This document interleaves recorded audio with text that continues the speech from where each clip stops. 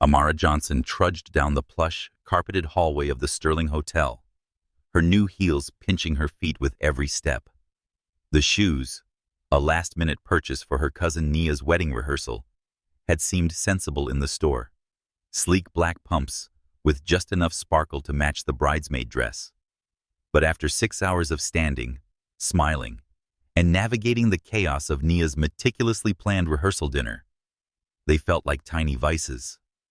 At 42, Amara should have known better than to prioritize style over comfort. But Nia's insistence on perfection overrides practicality. The Sterling Hotel was far beyond Amara's budget. Its crystal chandeliers, marble floors, and gold-accented walls screamed opulence, apart from her rent-controlled East Village apartment. She'd drained her savings to afford this weekend, a fact that gnawed at her as she adjusted the tight purple bridesmaid dress bunching under her arms. 6 months ago, her job as an event coordinator for a marketing firm had vanished in a wave of layoffs, leaving her to scrape by on freelance gigs and her side hustle of crafting sustainable greeting cards. Nia, ever the optimist, had promised the trip would be a blast. But as Amara's stomach growled, she'd been left out of the head count at dinner. She wasn't so sure. Exhaustion weighed on her like a heavy coat. The rehearsal had been a whirlwind of Nia's commands, the groom's nervous jokes, and the other bridesmaids' chatter about dresses and Instagram posts. Amara had smiled through it, playing her role as the dependable cousin, but now all she wanted was a bed and silence. She fumbled in her purse for the room key Nia had given her, muttering under her breath as her fingers brushed past receipts and a half-empty pack of gum. Nia's text said that it was room 41B, where Amara would share it with another bridesmaid, Keshia. "Just a few more steps," she whispered, counting the door numbers in the dimly lit hallway. 12B, 13B. There. 14B. She slid the key card into the slot. The light flashed red. Frowning, she tried again, jiggling the handle. Red again. Frustration bubbled up, and she knocked sharply, figuring Kesha was already inside. The door swung open, revealing not Kesha, but a man, white, late 40s, with dark hair streaked with gray, and a relaxed posture that contrasted the suite's elegance. He wore slacks and an unbuttoned white shirt, revealing a sliver of his chest. His feet were bare, and his hair was slightly mussed, as if he'd been raking his hands through it. He said, "You're not room service." His voice deep and tinged with amusement rather than irritation. His blue eyes crinkled at the corners, studying her with curiosity. Amara's face flushed with embarrassment. "Oh, I'm so sorry," she stammered, stepping back. "I thought this was my room. Wrong door." She glanced at the key card, her heart sinking as she realized her mistake. 41B, not 14B. The numbers blurred in her tired mind. "No harm done," the man said, leaning against the doorframe with an easy smile. "You look like you've had a long night. Wedding party, right?" He nodded at her purple dress, the satin catching the hallway light. "Yeah, my cousin's rehearsal," Amara said, smoothing the dress self-consciously. "I need to find my actual room." "You sure?" he asked, his tone gentle but inviting. "I was about to order dinner, and I could use the company. I'm James, by the way. James Carter." Amara hesitated, her aching feet and empty stomach warring with her instinct to retreat. James seemed kind, but he was a stranger, and the Sterling's luxury screamed wealth she couldn't relate to. Yet something in his warm gaze, devoid of judgment, made her pause. Her mother's voice echoed, "Take a chance sometimes, Amara. The world doesn't always bite." "I'm Amara Johnson," she said finally, extending a hand. His handshake was firm, his palm warm. "I shouldn't intrude, but—" "No intrusion at all," James said, stepping aside to gesture her in. "Come on, Amara. Let's get you some food and a place to sit. Those heels look like they're staging a rebellion." She laughed despite herself, the tension in her shoulders easing. They are. Okay, just for a minute. The expansive suite had a sitting area by a floor-to-ceiling window overlooking the city's twinkling lights. Amara stood awkwardly near the entrance, feeling out of place in her wrinkled dress. James, unfazed, picked up the phone and dialed room service with a practiced ease. "What do you like?" he asked, glancing at her. "They do a mean burger, and I'm craving something simple." "Burger sounds perfect," Amara said, sinking into a chair and slipping off her heels under the table, her feet sighing in relief. "Thank you for this. I didn't expect, well, any of this." James grinned, hanging up the phone. "Happy accidents happen. So, tell me, Amara, how'd you end up at the Sterling for a wedding?" Amara felt the day's weight begin to lift as they waited for the food. James's easy demeanor and the promise of a meal sparked a flicker of curiosity about where this unexpected encounter might lead.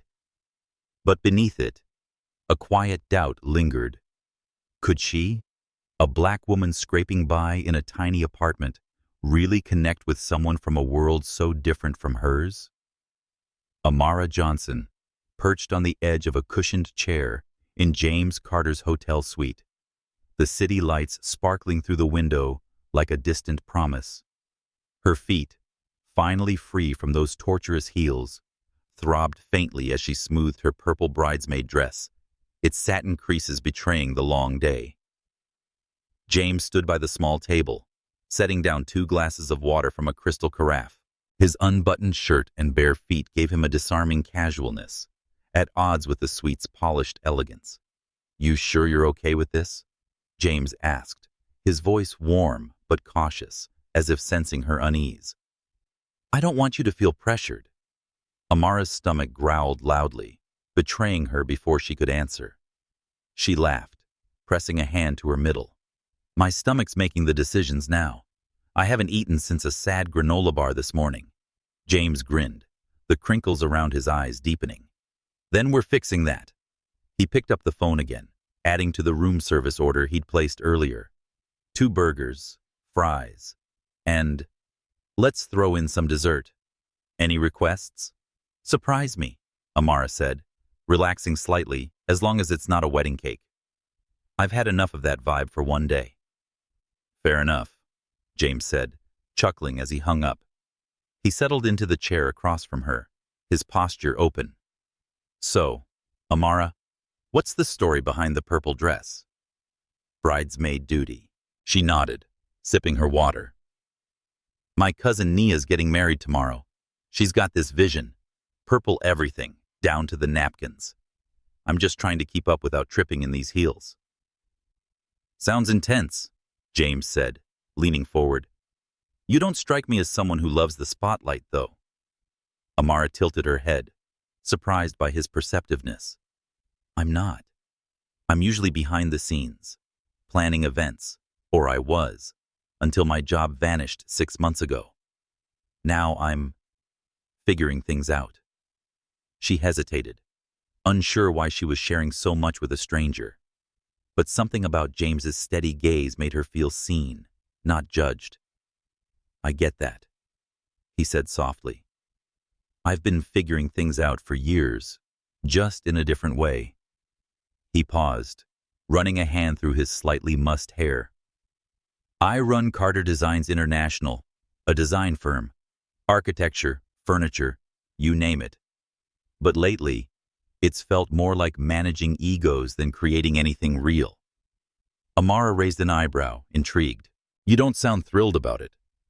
"It's complicated," James admitted. "I started designing because I loved building things with my hands, like my sister taught me. She was the creative one, always sketching wild ideas. After she passed, I threw myself into the business.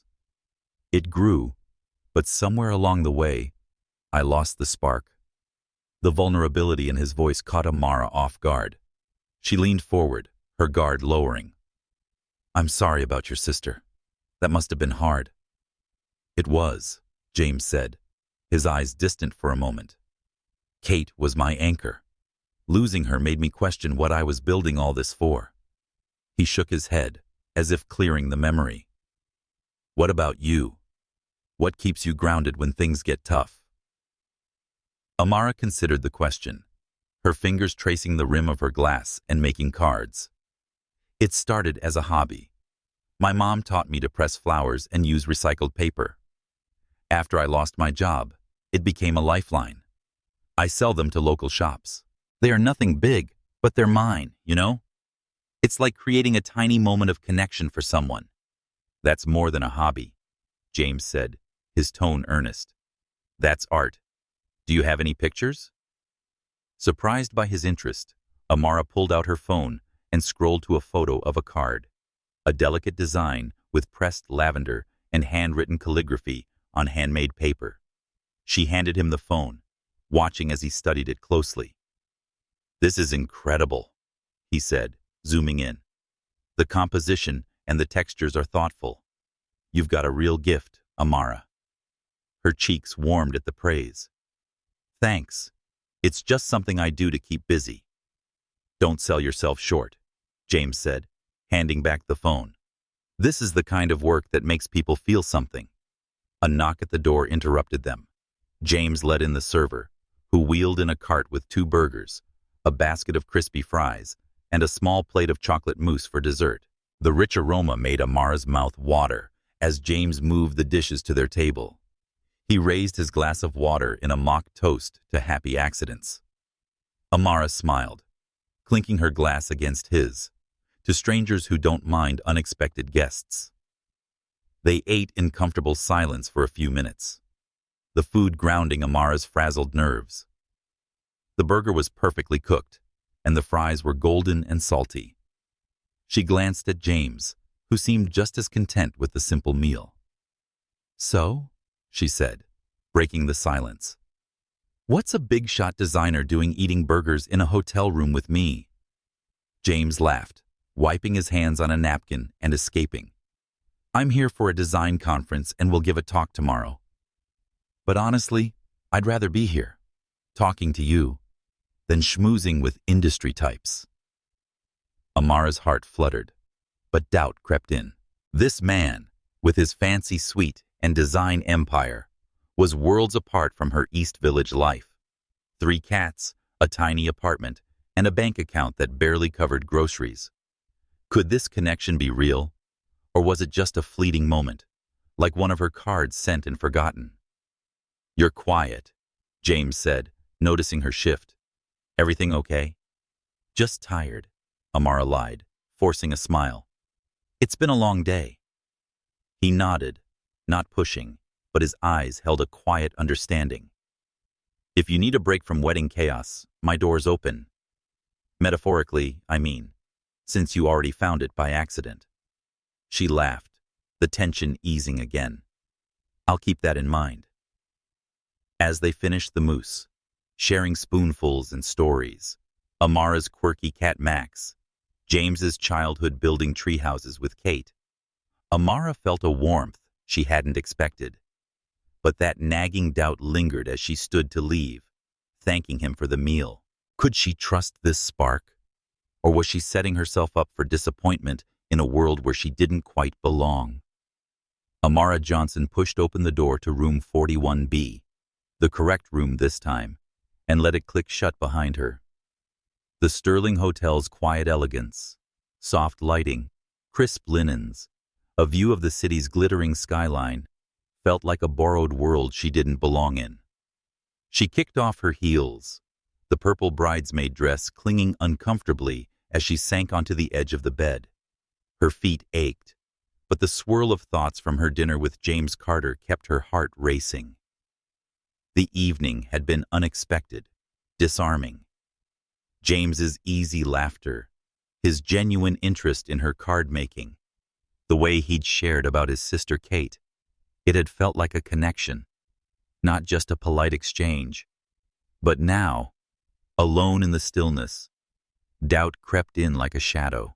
Could she trust this spark? James lived in a world of sweets and design empires, while she was scraping by, selling handmade cards to local shops to keep her East Village apartment. The gap between them loomed larger in her mind, than the city lights outside. Amara pulled out her phone, scrolling to the photo she'd shown James, a card with pressed lavender and delicate calligraphy. His praise had warmed her, but what if it was just charm? Men like him, successful and polished, didn't linger with women like her, women who carried cat litter up 5 flights and checked their bank account before buying coffee. She'd been burned before, 3 years ago, by a man who'd promised forever only to leave when her life got messy. The memory stung, sharpening her hesitation. Her phone buzzed, snapping her from her thoughts. A text from Naya, her cousin and the bride-to-be, lit up the screen. "Where'd you disappear after the rehearsal? You missed Keshia's epic dance-off with the DJ. Spill the tea." Amara smiled despite herself. With her infectious energy and knack for cutting through Amara's overthinking, Nia had always been her anchor. She typed a vague reply. "Long story. Got lost in the hotel. Tell you tomorrow." Nia's response was instant. "Lost my ass. You met someone, didn't you?" "Details, Amara. I'm not sleeping till I know." Amara hesitated, her thumbs hovering over the keyboard. She wanted to tell Nia about James, the way he'd listened, and his eyes crinkled when he laughed. But putting it into words felt like jinxing it. Instead, she set the phone down and stood, pacing the small room. The mirror on the wall reflected her tired eyes and wrinkled dress, a reminder of how out of place she'd felt in James's suite. What was she doing, getting swept up in a stranger's kindness? She wasn't some starry-eyed romantic. She'd learned that fairy tales didn't account for bank balances or broken dreams. Yet James hadn't felt like a stranger. His story about losing his sister and drifting from his creative roots had mirrored her sense of being unmoored since her job loss. Her mother's voice echoed in her mind, the same one that had urged her to take a chance earlier. "You can't grow if you don't risk, Amara." Her mother had taught her to pour love into her cards, to create beauty from scraps, but she'd also warned her about trusting too quickly. Amara sighed, rubbing her temples. Trust was a gamble, and she wasn't sure she had the chips to spare. She crossed to the window, the city sprawling below like a map of possibilities and pitfalls. James had invited her to stay and share a meal, without a hint of pretense. But what if he saw her as a novelty, a quirky distraction from his high-stakes world? She'd navigated enough professional spaces to know how assumptions worked, how her presence sometimes surprised people who expected someone else. The thought of James reducing her to a fleeting story, a happy accident, twisted her stomach. Her phone buzzed again. Another text from Nia. "Okay, fine. Keep your secrets. But you had better not skip the bridal suite tomorrow at 8 a.m. sharp, or I'd send Kesha to drag you." Amara chuckled, the tension in her chest loosening. Nia had her own love story, one that had defied odds. She'd met her fiancé, Marcus, at a community center fundraiser. Nia, in her vibrant chaos. Marcus, a quiet accountant.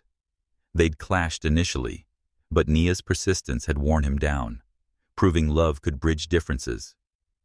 "You've got to leap sometimes," Nia had told her once, eyes shining even if it scares you. Amara picked up her phone and typed, "I met a guy. Nice, but complicated. Talk tomorrow?" She hit send before she could overthink it. Nia's reply was a string of heart eyes emojis and a promise to grill her later. The exchange grounded Amara, reminding her she wasn't alone in this. Nia's faith in her and her mother's lessons were tethers, pulling her back from the edge of doubt. She changed into pajamas, the soft cotton a relief after the dress, and slid into bed. The note James had slipped under her door at some point during dinner was a simple thank you for the company. "James," lay on the nightstand. She traced the words with her finger, her heart caught between hope and caution. Tomorrow was Nia's wedding, a day of celebration and duty. But tonight, She'd felt seen, maybe even wanted, in a way she hadn't in years. As she drifted toward sleep, the question lingered. Could she let herself believe in this moment, or was it just a door she'd knocked on by mistake? Amara Johnson stirred to a sharp knock at her hotel room door, the sound pulling her from a restless sleep. The bedside clock glowed 7:30 a.m., too early for the awaited wedding chaos. Nia's text had demanded all bridesmaids be ready for hair and makeup by 8 o'clock, but Amara groaned, rubbing her eyes. Her mind was still tangled in last night's dinner with James Carter. The warmth of his smile, the ease of their conversation, and the nagging doubt that followed her into dreams. She slipped on the hotel's plush robe, shuffled to the door, and opened it, expecting Nia or Kishia. Instead, a young hotel server stood in the hallway, his crisp uniform contrasting with her disheveled state. A room service cart waited beside him, laden with silver-domed trays. "Ms. Johnson?" "Breakfast delivery," he chirped, wheeling the cart into the room. Amara said I didn't order anything, confused, knitting her brows as she tightened the robe's belt. "It's been taken care of, ma'am," the server replied with a knowing smile. He lifted the domes to reveal a spread of fresh croissants, sliced fruit, and 2 steaming coffees, their aroma cutting through her morning fog. Before leaving, he handed her a small envelope, the paper thick and elegant. Amara's heart skipped as she opened it. Inside was a card, its front adorned with a watercolor sketch of a door, evocative yet straightforward, like one of her designs. It read in neat, slanted handwriting, "Would you consider breakfast with a man still thinking about last night's conversation? James." Her lips curved into a smile, warmth spreading through her chest. The gesture was thoughtful and personal, but it also sharpened her unease. Why was James, who could afford this hotel's penthouse, going for her? Another knock came, softer this time. Amara opened the door to find James standing there, freshly showered, his dark hair damp, and his light blue button-up bringing out the blue in his eyes. He wore jeans, a casual shift from last night's dress slacks, and held a small paper bag. "Good morning," he said, his voice tentative. "I hope I'm not too early. I was wondering if you'd want company for breakfast." Amara blinked, suddenly aware of her unbrushed hair and bare face. "James, this is a surprise." She stepped aside, gesturing him in. "I look like a mess, but come in. Ignore the chaos." "You look fine," James said, then grinned. "But I'll avert my eyes if it makes you feel better." He set the bag on the cart, revealing a small container of fresh berries. "These might go with the croissants." Amara laughed, the sound easing her nerves. "You're spoiling me. I'm not used to this." She ducked into the bathroom, splashing water on her face and combing her hair. She swapped the robe for jeans and a sweater, her usual armor, before rejoining James at the small table by the window. He'd arranged the breakfast with care, pouring coffee into 2 mugs. He said, "I was hoping we could talk before your wedding duties take over," handing her a mug. Last night was different in a good way. Amara's fingers wrapped around the warm ceramic, her heart fluttering at his words. "It was," she admitted, taking a sip. "I haven't talked like that in a long time, but I'm still processing, you know? This," she gestured around the room, at the lavish breakfast. "It's not my world." James leaned forward, his expression earnest. "It's just coffee and croissants, Amara. My world's not as glamorous as it looks. Most days, it's meetings and stress. Last night felt real, though. I'd like to see you again tonight after the wedding." Her breath caught. The invitation was direct, no games, which both thrilled and unnerved her. She wanted to say yes, to lean into the spark she felt, but doubt gnawed at her. His life, Carter Designs, fancy suites, was far from her East Village walk-up and dwindling savings. What if she were a fleeting distraction? A story he'd tell at some gala? "I'd like that," she said cautiously. "But I've got an early train back to New York tomorrow. And my life's complicated right now." James nodded, his eyes steady. "Complicated's okay. Mine's not exactly simple either. I'll talk at a design conference this afternoon, then dinner with clients. But I'd rather be having dinner with you. No pressure. Think about it." Amara's phone buzzed on the nightstand, breaking the moment. A text from Nia. "Get your butt to the bridal suite now. Hair and makeup wait for no one." She sighed, standing. "That's my cousin. Duty calls." James stood too, tucking his hands in his pockets. "Good luck with the wedding. Text me about tonight? My number's on the card." He hesitated, then added, "I meant what I said, Amara. I'm not here for complications. I want to know you better." She tucked the card into her pocket, her fingers lingering on the watercolor door. "I'll let you know," she said, her voice softer than she intended. As James left, she felt a tug of longing mixed with fear. He saw her, but could she trust that feeling? The wedding loomed, but so did the possibility of something new, if she could find the courage to open that door. Amara Johnson hurried through the Sterling Hotel's gleaming corridors, the purple bridesmaid dress swishing against her legs as she clutched her phone, James Carter's watercolor card tucked safely in her pocket. The morning's breakfast surprise, croissants, coffee, and his earnest invitation for dinner still buzzed in her mind, a mix of warmth and uncertainty. Nia's text had been clear. Get to the bridal suite by 8:00 a.m. or face her wrath. Amara pushed open the suite's door, bracing for the chaos of wedding preparations, her thoughts still tangled with James's blue eyes and easy smile. The bridal suite was a whirlwind of activity. Hairspray mist hung in the air, and floral perfume mingled with the clatter of makeup brushes. Nia stood in the center, her silk robe fluttering as she directed the other bridesmaids with the precision of a conductor. Her curls were pinned up, and her eyes sparkled with excitement and nerves. Keshia, another bridesmaid, sat in a chair, a stylist curling her hair, while two others fussed over a bouquet. "Amara!" Nia called, spotting her. "You're late. I was about to send a search party." "Sorry," Amara said, slipping into the room. "Got sidetracked." She avoided Nia's gaze, setting her purse on a table cluttered with mascara wands and bobby pins. Nia's eyes narrowed, her lips curving into a knowing smirk. "Sidetracked, huh? This is about that complicated guy from your text last night?" She crossed her arms, ignoring the stylist trying to pin a veil. "Spill, cousin.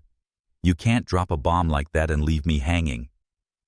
Amara's cheeks warmed as she slid into a chair, a makeup artist immediately swooping in to dab foundation on her face.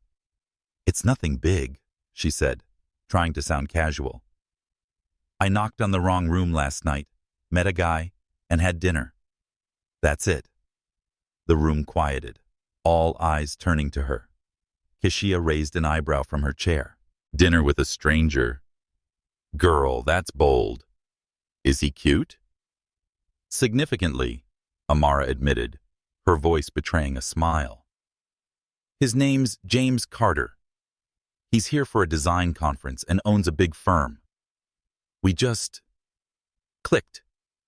Nia clapped her hands, startling the stylist. "Hold up. James Carter, as in Carter Designs? The ones who redid that museum in the city? I saw that in a magazine."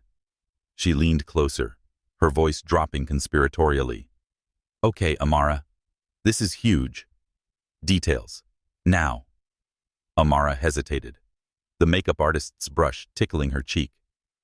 "He invited me to his room for dinner after I got the room number wrong. We talked about my cards, his work, and life stuff. Then this morning, He sent breakfast with a note asking to see me again tonight.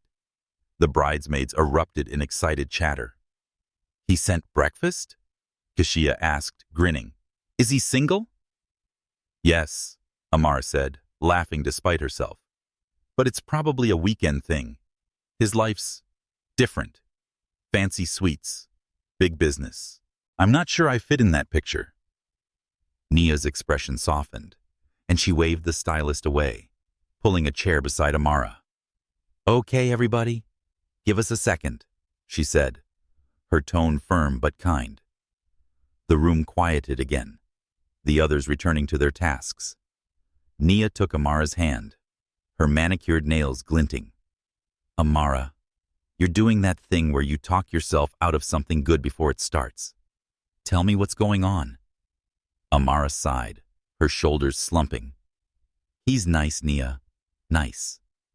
It sounds like he cares, but his world, hotels like this, companies with logos in magazines, is not mine.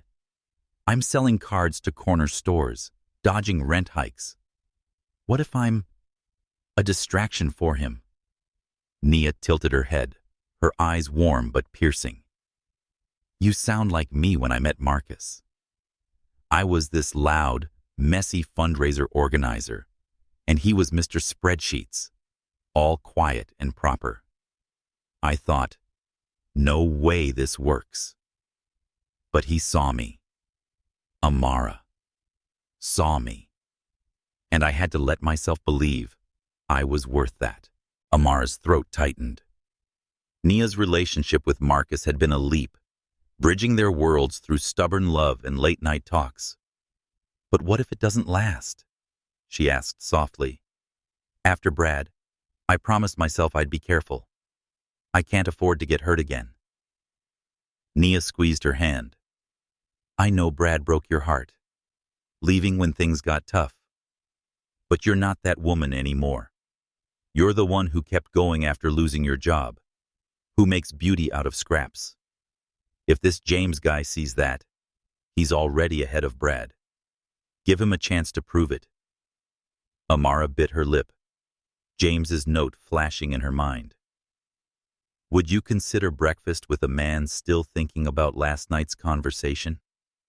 He asked me to have dinner tonight, and she said it was after his conference. I said I'd think about it. Then think yes, Nia said, her grin returning. You deserve a night of feeling special, not doubting yourself. Text him. Say you're in. She paused, her voice softening. Your mom would have told you to leap, you know. She always said your heart's stronger than you think. Amara nodded, her eyes stinging at the mention of her mother. Nia was right. Her mother had poured courage into her, teaching her to create and love despite life's cracks. Okay, she said finally. I'll text him. But if this blows up, I'm blaming you. Deal, Nia laughed, standing to resume her bridal duties. Now let's get you dolled up. You've got a wedding to slay and a date to plan. Amara pulled out her phone and James's card as the stylist resumed her work.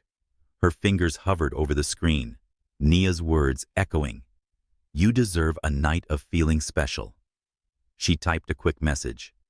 Weddings are at 11, reception till 6. I'm free for dinner after. Let me know? She hit send, her heart pounding with fear and anticipation. Nia's faith, her mother's memory, and James's sincerity were pulling her toward a leap she wasn't sure she was ready for, but one she couldn't ignore. Amara Johnson slipped into the Sterling Hotel's bar, the low hum of conversation and clink of glasses wrapping around her like a shield. The wedding reception was in full swing, with Nia's laughter echoing from the ballroom, but Amara had stolen away to meet James Carter for dinner. Her simple black dress, the only non-bridesmaid option she'd packed, felt like a quiet rebellion against the day's chaos. She scanned the dimly lit room, its polished wood and velvet chairs exuding a sophistication that made her East Village apartment seem like another planet. James wasn't here yet, so she chose a small table by the window, her fingers brushing the watercolor card in her pocket, his note from that morning, still sparking a mix of excitement and nerves. After Nia's pep talk in the bridal suite, she'd texted James, agreeing to dinner after the reception. His reply had been quick. Hotel bar, 9 o'clock. Can't wait. Now, checking her watch. 8:55 p.m. Amara felt a flutter of anticipation.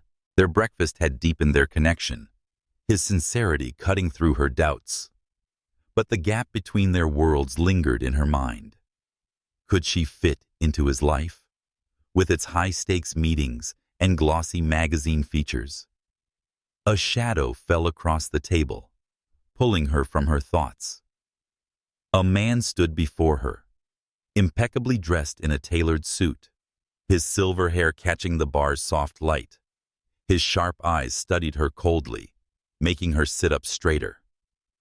"Excuse me," he said, his voice smooth but edged. "Are you Amara Johnson?"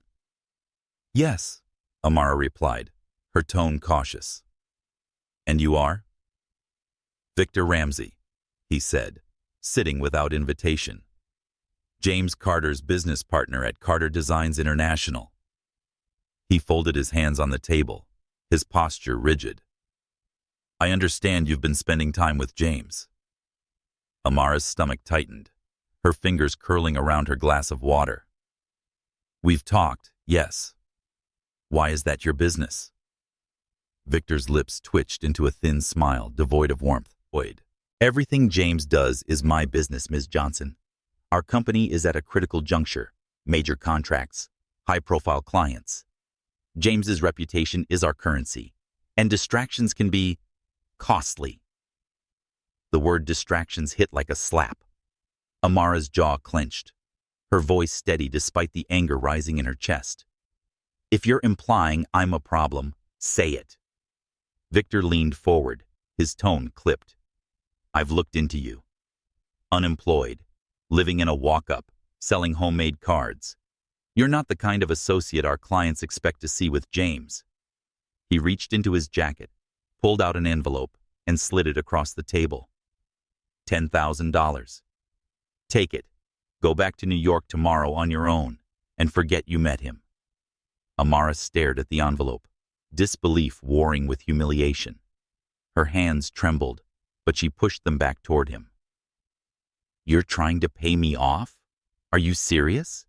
"Completely," Victor said, unfazed. "Consider it a gesture to simplify things for everyone."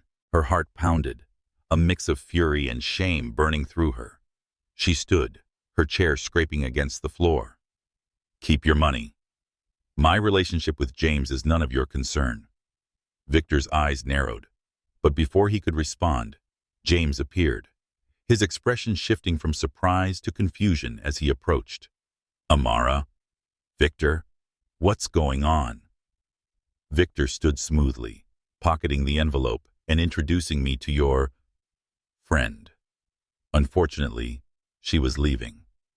His tone was polite, but the dismissal stung. Amara's throat tightened, tears prickling her eyes. She couldn't look at James, the humiliation too raw. "Your partner made it clear I don't belong in your world, James," she said, her voice shaking. "Good night." She pushed past him, her heels clicking as she headed for the elevator, ignoring his call of Amara. "Wait!" The elevator doors loomed ahead, and she jabbed the button, desperate to escape. Victor's words echoed, unemployed, walk-up, homemade cards, reducing her life to a list of inadequacies. She'd been naive to think she could slip into James's orbit, where men like Victor guarded the gates with cash and condescension. The doors opened, and she stepped inside, her breath hitching as she leaned against the wall. Had James known about this?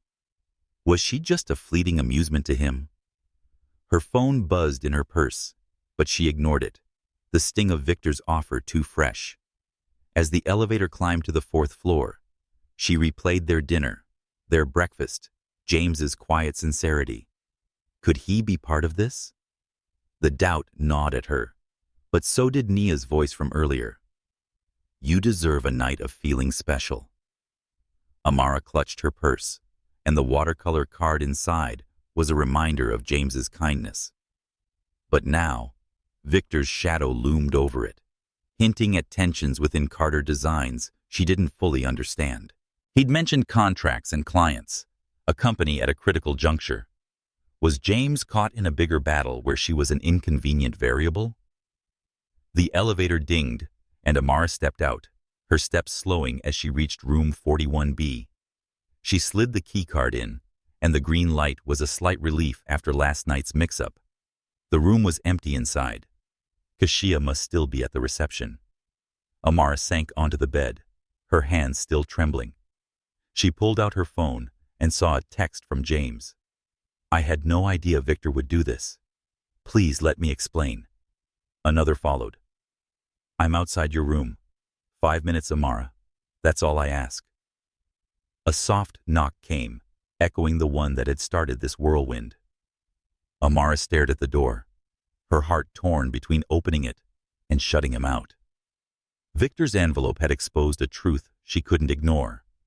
James's world had gatekeepers, and she was on the wrong side of the line.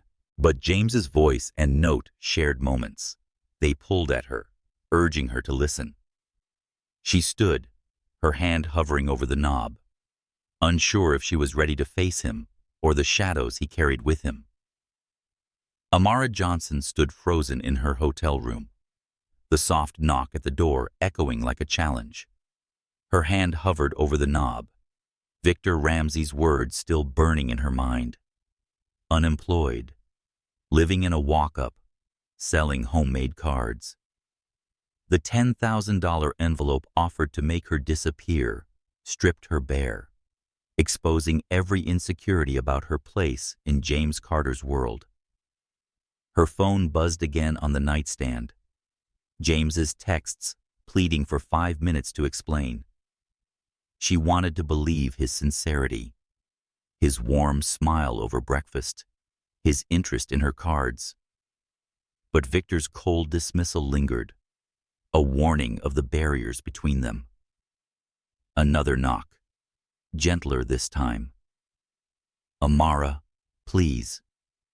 James's voice came through the door, low and urgent.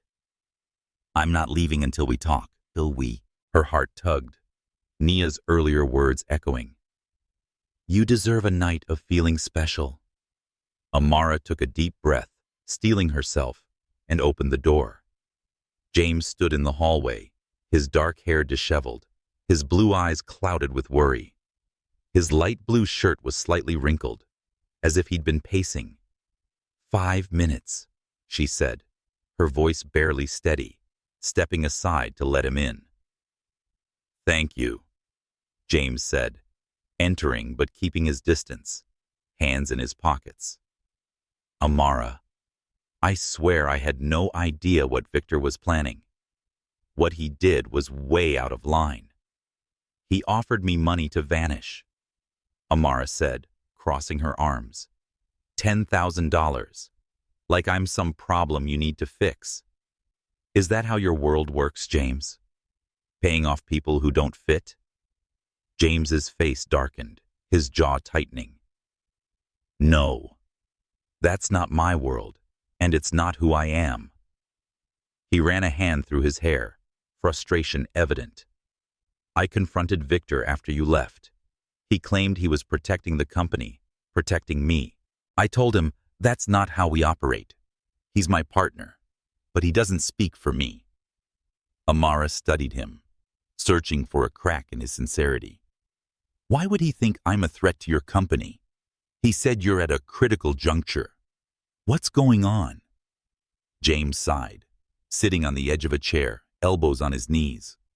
Carter Designs is facing a choice. We've built a name on luxury, big contracts, high-end clients. But I want to shift towards sustainable design, something meaningful like my sister Kate's belief. Some board members, like Reynolds, want to stick with what's safe and profitable.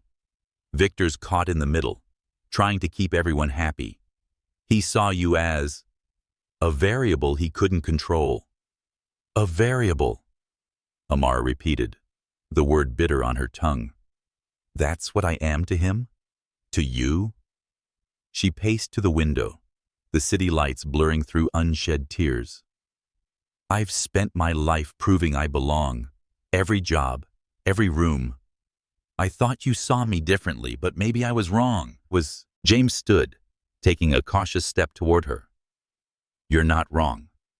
I see you, Amara, the woman who makes scrap art, who's kept going despite everything. Last night, talking with you, I felt like myself again, not just the guy running a company. Victor's actions don't change that. Her throat tightened, his words stirring the warmth she'd felt over dinner. But doubt clung to her, rooted in past betrayals. I want to believe you, she said softly, turning to face him. But I've been hurt before, James. After my last relationship ended, I promised to protect my heart. Your world, people like Victor, makes me feel small, like I don't measure up. James's eyes softened, but he didn't look away.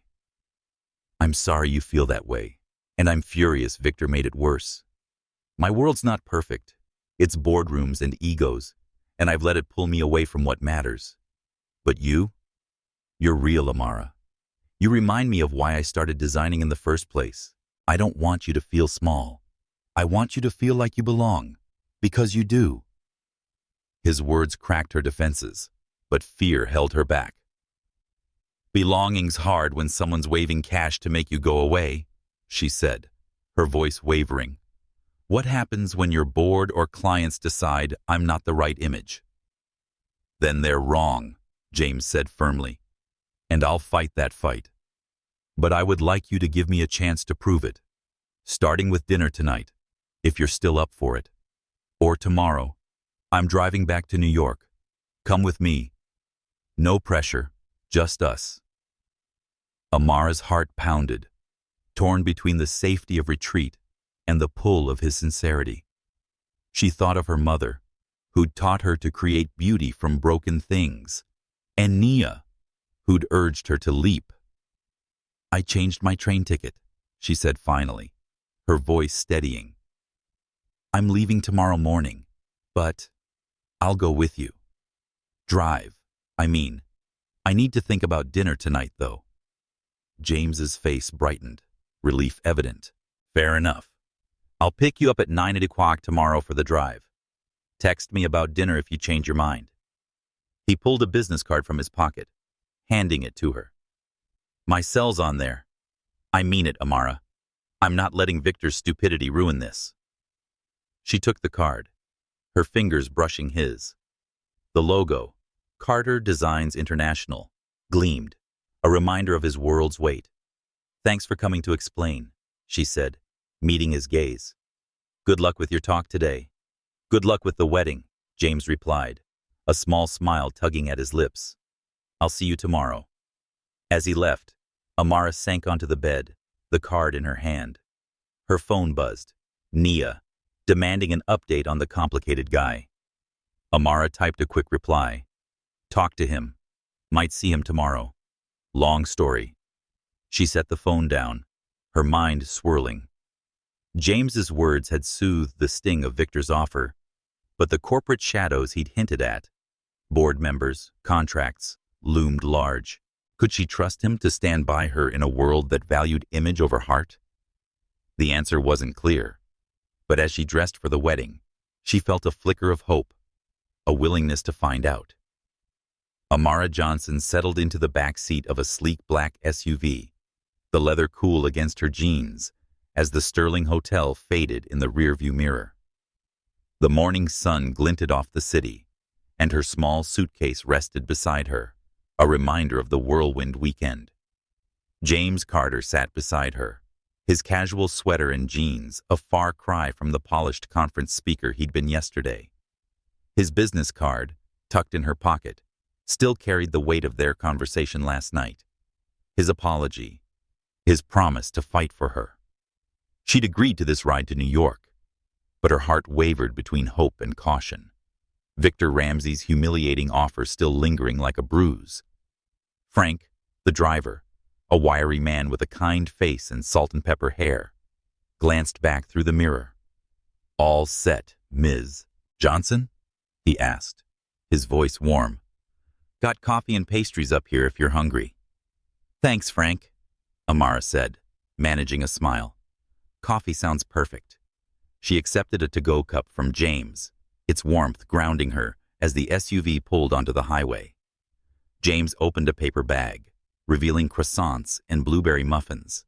He figured we'd need fuel for the road, so he offered her a muffin. "I hope the wedding went well. Any drama?" Amara laughed, the tension in her shoulders easing.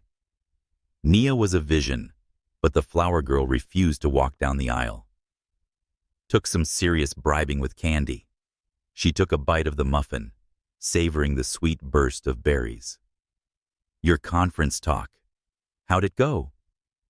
"Better than expected," James said, leaning back.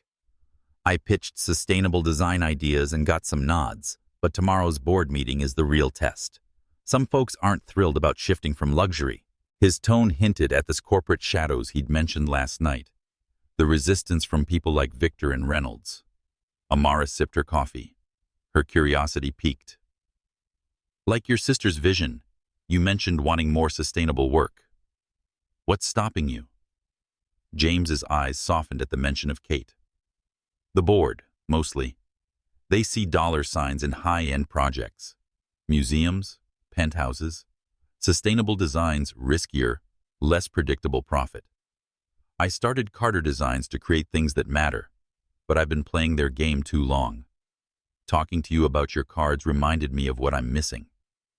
Amara's cheeks warmed. "My cards are just a side hustle. I sell to a few shops in my neighborhood, barely enough to cover cat food for Max, Luna, and Charlie." "Don't downplay it," James said, his voice earnest. "Your work is unique, handmade, and eco-friendly. There's a market for that. I know people in sustainable design who'd love to see your stuff. If you're open to it, I could make some introductions." Her breath caught. The idea of scaling her card making was thrilling but daunting.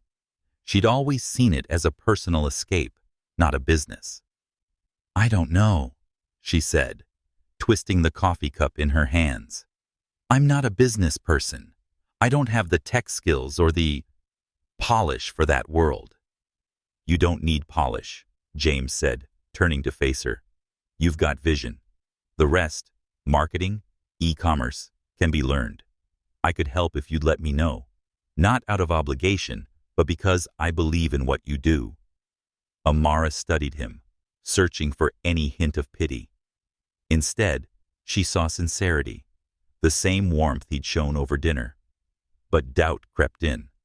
Could she handle a bigger stage, or would she falter, like in past jobs when expectations outstripped her confidence? "I'll think about it," she said finally. "It's a lot to take in." "Fair enough," James said, smiling. "No pressure." Frank chuckled from the front seat, breaking the moment. "Ms. Johnson, I've driven Mr. Carter for 8 years, and I've never seen him this excited about someone's work. Usually, it's all contracts and deadlines with him." James laughed, a touch embarrassed. "Thanks, Frank. Way to make me sound boring." "Not dull," Frank said, glancing back. "Just focused. But you're different from Ms. Johnson here. Like you're waking up." Amara's heart fluttered, Frank's words landing softly. She looked at James, who met her gaze with a sheepish grin. "He's not wrong," James said quietly. "You make me want to get back to creating, not just managing." The SUV hummed along, the city giving way to open road. Amara shared stories of her card making and how her mother's garden had inspired her use of pressed flowers, while James talked about his early days sketching furniture in his sister's workshop. The conversation flowed easily, but Amara's mind kept circling back to his offer. Could she step into his world without losing herself? Victor's bribe had shaken her, reminding her how others might see her, a nobody with a hobby, not a partner in James's vision. As they neared Manhattan, James turned to her. "Where should Frank drop you? East Village?" "Yeah," Amara said, giving her address. "But you don't have to come all the way there. I can grab a taxi." "I'd like to see where you live," James said, his tone gentle if that's okay. She hesitated, picturing her tiny apartment, plants crowding the sills, cats sprawled on the couch. It was nothing like the Sterling Hotel or James's likely sleek loft, but his earnestness softened her resistance. "Okay," she said, a small smile tugging at her lips. "But be warned, it's a fifth-floor walk-up." "I can handle it," James said, grinning. Frank pulled up to her building, its worn brick facade starkly contrasting the hotel's grandeur. James insisted on carrying her suitcase, his steps steady despite the 5 flights. At the door, Amara unlocked it, suddenly nervous. "Welcome to my palace," she said, her tone light but self-conscious. The apartment was small but vibrant, with sunlight streaming through large windows, illuminating her crafting table and framed sketches. Max, her tabby, sauntered over, rubbing against James's legs, while Luna and Charlie watched warily from the couch. "This is Max," Amara said, petting the cat. "The others are Luna and Charlie. They're skeptical of strangers." James knelt to scratch Max's ears. "Hey, Max. Nice place you've got." He stood, taking in the space. "This feels like you, Amara. Warm, real. My place in Soho's bigger, but it's empty." Amara's heart lifted, his words easing her nerves. But as he set her suitcase down, she felt the weight of his offer lingering. Could she leap into his world, into a bigger dream, without losing the ground she'd fought to hold? Amara Johnson sat on her worn couch in her East Village apartment, Max purring in her lap, while Luna and Charlie sprawled nearby. The morning light filtered through her windows, illuminating the crafting table where her pressed flower cards lay in neat stacks. Her suitcase from the Sterling Hotel trip sat unpacked, a reminder of the weekend's whirlwind, James Carter's sincerity, Victor Ramsey's humiliating bribe, and the tentative hope of their drive to New York. She'd barely settled back into her routine, scrolling through job listings, when her phone rang with an unfamiliar number. "Hello?" Amara answered, her tone cautious. "Ms. Johnson, this is Sophia Jenkins, from Carter Designs International," a warm voice said. "I'm Mr. Ramsey's assistant. He'd like to meet with you this afternoon if you're available." Amara's grip tightened on the phone, Victor's cold offer flashing in her mind. $10,000 to forget you met James. "Why?" she asked, her voice sharp. "I'm not interested in more of his gestures." Sophia's tone softened, less formal. "He said it's a professional matter, not personal. I know he messed up, but he's been in meetings all morning with the board. Something big's happening, and it involves you. Mr. Carter authorized this meeting before he left for Chicago." Amara's breath caught. James hadn't mentioned Chicago, only a board meeting today. The corporate shadows he'd hinted at during their drive, board members resisting his sustainable design vision, loomed larger. "What's in Chicago?" she asked. "A project issue, supposedly," Sophia said. "He left last night, but Victor's worried it's a distraction to keep him from the meeting. Can you come to our Midtown office at 3 o'clock? I can send a car." "No, I'll get there myself," Amara said, wary of owing Carter Designs anything. She hung up, her mind racing. Why would Victor want to see her after trying to pay her off? And why was James in Chicago? She tried his number, but it went to voicemail. "James, it's Amara," she said, her voice steady but urgent. "Victor's assistant called about a meeting. Call me back, please." Amara paced her apartment, Max trailing her steps. Victor's bribe made her feel like an outsider, but James's apology and road trip rekindled her trust. If he authorized this meeting, it could be legitimate. She dressed in her best outfit, a navy blazer and skirt, professional but not flashy, and headed to Midtown, the subway's rumble mirroring her unease. The Carter Designs headquarters was a sleek glass and steel tower, its lobby a world away from her cozy apartment. Sophia, a polished woman with a friendly smile, greeted her at the reception desk. "Ms. Johnson, thanks for coming. Mr. Ramsey is in the conference room." She led Amara through a maze of glass-walled offices, employees glancing curiously as they passed. Amara's nerves tightened, her blazer feeling like inadequate armor. Victor stood by a window in the conference room, the city sprawling below. His silver hair and tailored suit exuded authority, but his expression was less hostile than at the hotel bar. "Miss Hart," he said, turning as Sophia announced her. "Thank you for coming. Please sit." "I'll stand," Amara said coolly, her hands clasped. "What's this about, Mr. Ramsey?" Victor gestured to a chair, but sat when she didn't move, his posture less rigid. "It's about James and the future of Carter Designs. I owe you an apology for our last meeting. I acted without his knowledge, and it was a mistake." Amara raised an eyebrow, skepticism sharp. "You tried to pay me to disappear. That's more than a mistake." Victor nodded, his eyes meeting hers. "I was wrong. I've worked with James for 15 years, building this company from nothing. I thought I was protecting our brand, luxury, exclusivity. But I misjudged you and underestimated James's vision." He opened a folder on the table, sliding it toward her. "This is why you're here." Amara hesitated, then picked up the folder. Inside were prints of her card designs: lavender, forget-me-nots, recycled paper, alongside sketches of a retail space labeled Carter Sustainable Designs. Her heart skipped. "What is this?" "James's proposal," Victor said. "He's planning a new division focused on sustainable, affordable design, and he wants your cards as a cornerstone. Your eco-friendly approach fits his vision." Last night, he sent the board a detailed plan for his flight to Chicago. Amara's mind reeled. James hadn't mentioned this during their drive. "He never told me," she said, her voice barely above a whisper.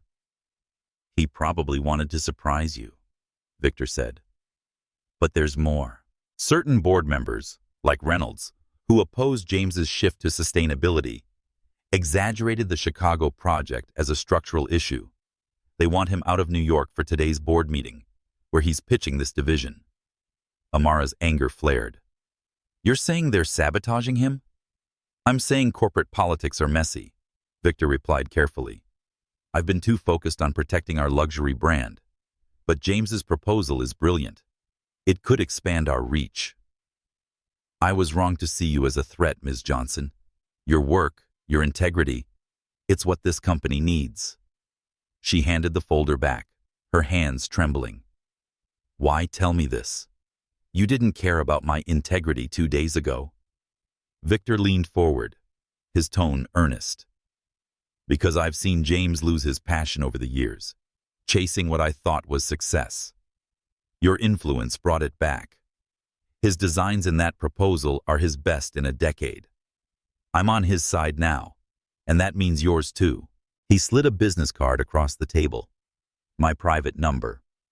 If you hear from James, let me know. His flight's due soon, but delays could keep him away." Amara took the card, her mind swirling. Yesterday, Victor tried to erase her. Today, he called her an asset. Was this genuine, or another corporate game? "I'll talk to James directly," she said, standing. "Thanks for the information." The city's noise drowned out her thoughts as she left the building. She tried James again. Voicemail. "James, it's me," she said, I met with Victor. He showed me your proposal. Call me. Back home, her cats watched as she paced. The folder's images burned in her mind. Could she be part of James's vision? Or was she stepping into a world that would reject her again? Amara Johnson sat at her crafting table in her East Village apartment, the late afternoon light casting long shadows across her pressed flower cards. Max, her tabby, lounged on a nearby chair, while Luna and Charlie watched from the couch, their eyes tracking her restless movements. The folder Victor Ramsey had shown her at Carter Design's headquarters lay open, her card design staring back alongside sketches of a sustainable retail space. James's proposal to launch a division featuring her eco-friendly cards had stunned her, but the board's plot to keep him in Chicago for tomorrow's critical meeting fueled her resolve. If James couldn't make it, she'd ensure his vision wasn't silenced. Her phone sat silent, James's voicemail unanswered despite her calls. Victor's warning echoed. Board members like Reynolds had exaggerated a Chicago project crisis to derail James's sustainable design pitch. Amara's fingers trembled as she sorted her cards, selecting her best work: recycled paper, natural inks, pressed lavender, and forget-me-nots. She wasn't a businesswoman, just a woman who made scrap art, but James believed in her. Could she step up, not just for him, but for herself? She texted Nia, her cousin and confidant, needing her sharp insight and advice. James's company wants my cards for a new division, but he's stuck in Chicago, and the board's playing games. Meeting tomorrow. Help? Nia's reply came fast. What? You're about to be a design star? Call me now. Amara smiled, dialing Nia's number. Amara, spill. Nia's voice burst through, vibrant despite the late hour. Carter Designs wants your cards? That's huge. It's James's idea, Amara said, pacing her small living room. He's pitching a sustainable design division. My cards are part of it. But some board members want to block him, and he's not back from Chicago. Victor, his partner, says I might need to present at the meeting. Nia let out a low whistle. Victor, the guy who tried to pay you off? That's a plot twist. Okay, you've got this. You know your work better than anyone. What's the plan? Amara said, I'm putting together a portfolio, glancing at her table. My best cards, some prototypes. But I'm not a corporate type, Nia.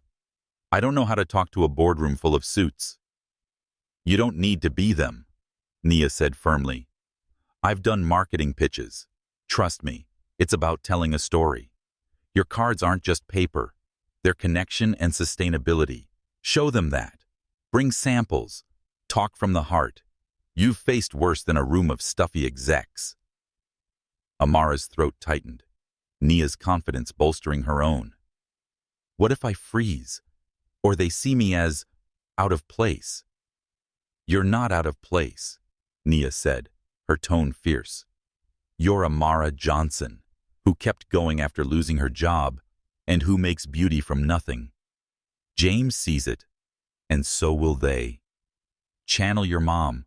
She'd be cheering you on. Amara nodded, though Nia couldn't see. Her mother's lessons, turning scraps into art, finding strength in struggle, felt alive in this moment. Thanks, Nia. I needed that. Anytime, Nia said. Text me after. I want all the details. Hanging up, Amara returned to her table, her focus sharpening. She pulled out a laptop she rarely used, researching sustainable design trends, recycled materials, eco-conscious consumers. The data surprised her. Millennials and Gen Z valued sustainability and were willing to pay for products with the story. Her cards fit that mold, but scaling them to a corporate level felt like a leap across a canyon. She sketched ideas for new prototypes, cards with seed paper, plantable after use, or designs mimicking James's furniture aesthetic. Her hands moved with purpose, the work grounding her nerves. By midnight, her portfolio case was packed. A dozen cards, 2 seed paper prototypes, and notes on her process. She quickly emailed Sophia, Victor's assistant, confirming her attendance at the 9 a.m. board meeting. Sophia's reply was prompt. "Thank you, Ms. Johnson. We'll prepare a spot for you." No word from Mr. Carter yet. Amara's stomach twisted. James's absence felt like a missing piece, but she couldn't wait for him. If the board were set on undermining him, she'd make sure his vision, their vision, got a fair shot. She tried James's number again. Voicemail. "James, it's Amara," she said, her voice steady. "I'm going to the board meeting. I've got my cards ready. I hope you're okay. Call me." She set the phone down, her cats watching as she paced. The corporate world intimidated her. Victor's cold dismissal proved that. But James's belief in her work, Nia's encouragement, and stubborn pride pushed her forward. She wasn't just fighting for James. She was proving she belonged, not as an outsider, but as a creator with something to say. Amara sank onto the couch, Max curling against her. The portfolio case sat by the door, a tangible step toward a future she hadn't dared imagine. Her life had been small, her apartment, her cats, her local shops. But James's proposal opened a door she couldn't ignore. Could she walk through it without losing herself? As she drifted toward sleep, the weight of tomorrow's meeting settled over her, a mix of fear and determination. She'd face the board, not just for James, but for the part of her that wanted to grow. Amara Johnson stepped into the Carter Designs boardroom, her portfolio case clutched tightly, the weight of her decision anchoring her steps. The Midtown headquarters' sleek conference room buzzed with quiet anticipation, its glass walls framing a panoramic view of Manhattan. Men and women in tailored suits filled the seats, their expressions a mix of curiosity and skepticism. Victor Ramsey met her at the door, his usually polished demeanor showing faint strain. "Any word from James?" he whispered, guiding her to a seat. "Nothing," Amara replied, her voice low, worry knotting her stomach. She'd tried James's phone again that morning, still voicemail. Victor's warning about the board's sabotage, exaggerating a Chicago project crisis to keep James away, loomed large. Her navy blazer felt like a flimsy shield against the room's intensity, but Nia's words echoed. "Show them your story." The chairwoman, an elegant woman with sharp eyes, called the meeting to order. "I'll be chairing today, as James Carter is still in Chicago addressing a structural issue. First item, the proposed restructuring and new sustainable design division." Mr. Reynolds, a stern man with a furrowed brow, leaned forward. "Given the radical nature of these changes, perhaps we should discuss them objectively without James's emotional investment." Amara's pulse quickened. Victor had predicted this. Reynolds and others wanted to bury James's vision. Madam Chairwoman Victor interjected smoothly. "And since Ms. Johnson is integral to James's proposal, I suggest she present her work first." All eyes turned to Amara, and she straightened, her heart pounding. Reynolds frowned. "I wasn't aware we had guests." "Ms. Johnson is here at my invitation," Victor said, his tone firm. "Her designs are central to the new division." The chairwoman nodded. "Proceed, Ms. Johnson." Amara stood, her hands trembling as she opened her portfolio. "My work isn't just greeting cards," she began, her voice gaining strength. "It's sustainable art that connects people. Each piece uses recycled paper, natural inks, and flowers from community gardens." She passed around samples, cards with pressed lavender, seed paper prototypes that could be planted. The board members examined them, some with genuine interest, others with raised brows. Reynolds snorted. "This is a design firm, not a craft shop.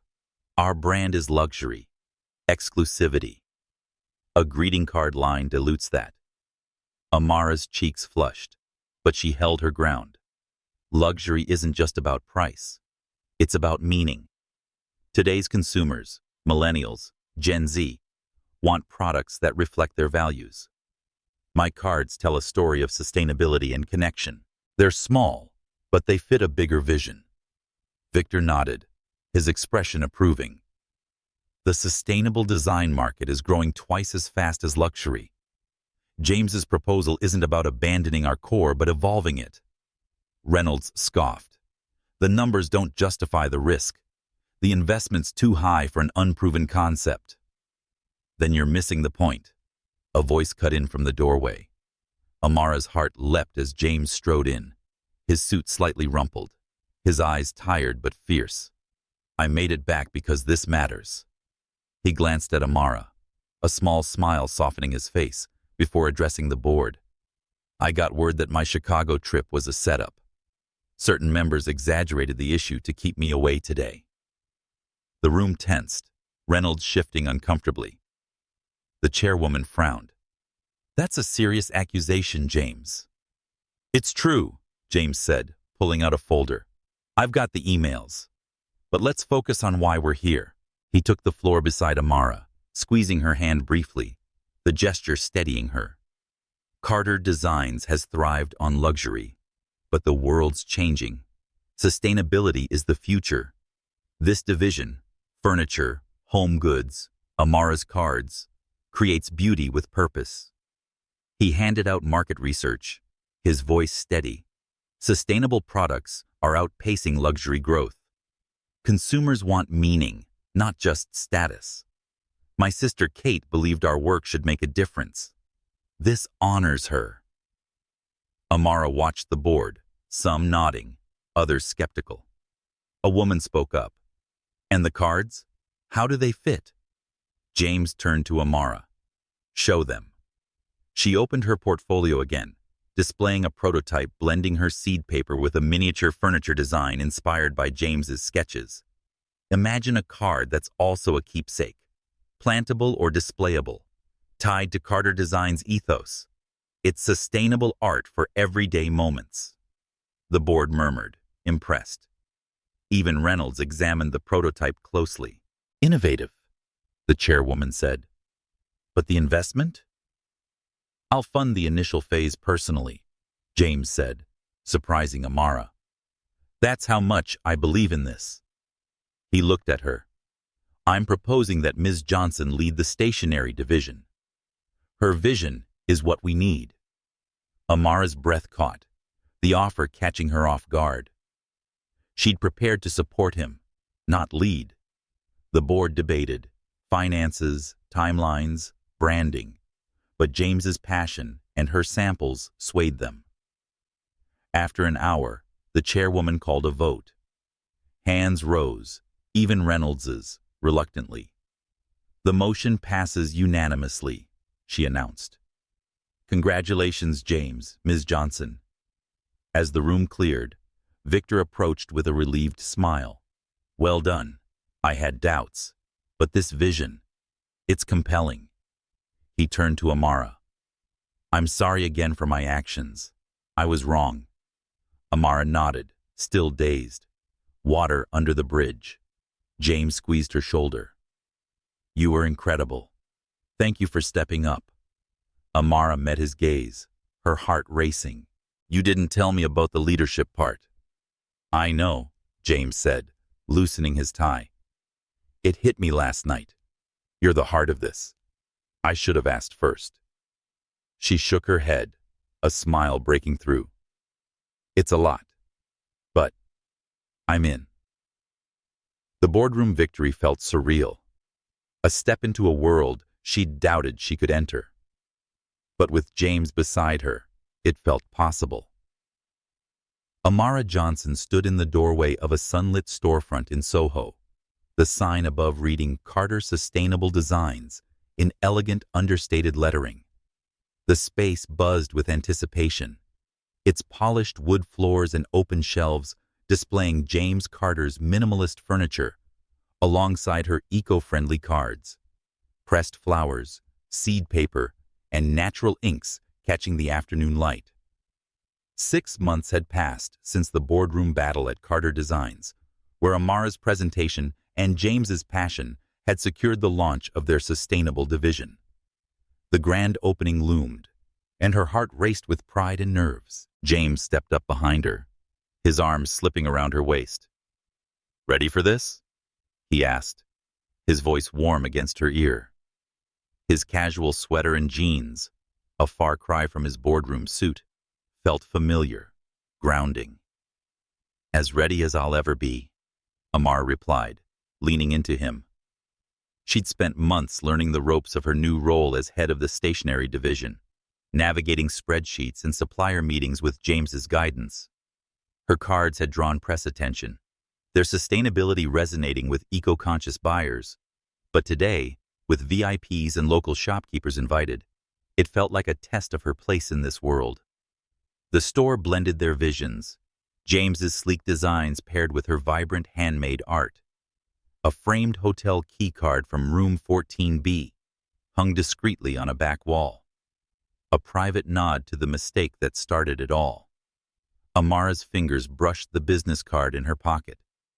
James's note from that first morning, still a talisman of their connection. James said, "I want to show you something before the guests arrive," leading her to the store's center. A velvet cloth covered a pedestal, and he gestured for her to lift it. Amara pulled it back, revealing a miniature sculpture. A wooden door, slightly ajar, crafted from reclaimed materials. Tiny pressed flowers adorned the frame, and the number 14B was etched delicately into the surface. "It's called The Knock That Changed Everything," James said, his voice catching. "I've been working on it secretly for you." Amara's eyes stung, and the sculpture perfectly blended their crafts. "It's beautiful," she whispered, tracing the flowers. "James, Look inside," he interrupted, his tone nervous. She peered through the door's gap, gasping at a glint of light.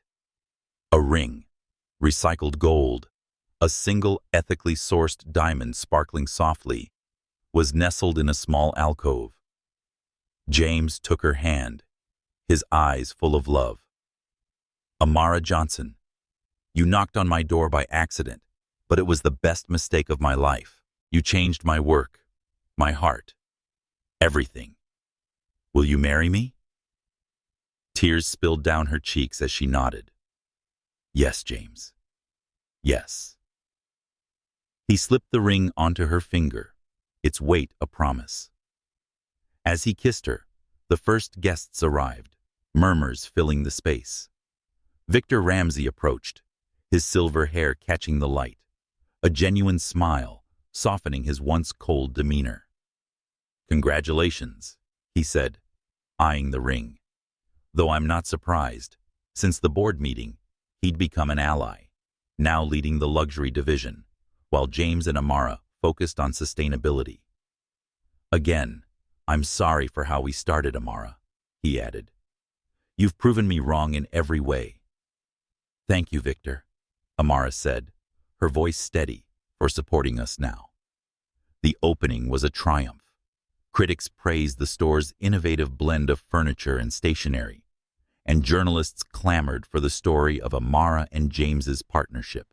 Local shopkeepers, who'd first sold her cards, mingled with VIPs, their presence a nod to her roots.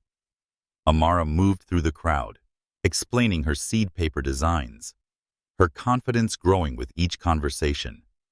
She'd learned to navigate this world, blending her creativity with newfound business savvy.